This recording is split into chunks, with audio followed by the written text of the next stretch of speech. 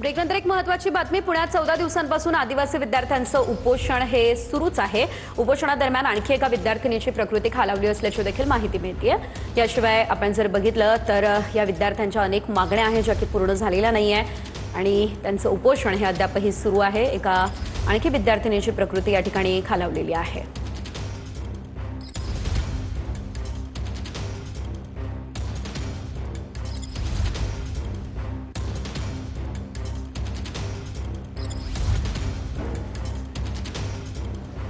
पालक म्हणून तुम्ही पण आलाय। आता सध्या तर आमच्या 2 मुलींचं तर सर्पदर्शन झालेलं आहे।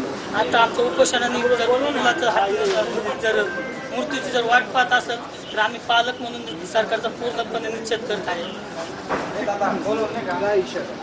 आम्ही आता सरकारला एवढाच इशारा देतोय की जर तुम्ही आता याकडे लक्ष दिलं नाही तर आम्ही हे आंदोलन खरंच जे सोलापूर हायवे तो तर आम्ही ब्लॉक करू, पण महाराष्ट्रामध्ये पण वेगवेगळ्या ठिकाणी या सगळ्या गोष्टींची माहिती घेऊन अजून हे आंदोलन तीव्र स्वरूपात नक्की आंदोलन तीव्र करू। या ठिकाणी विद्यार्थ्यांना जे उपोषण करते त्यांची तब्येत खालावली जात आहे। आताच डॉक्टरने सांगितलं की ते परवडणार जोग नाही आहे सरकारला। गेल्या 14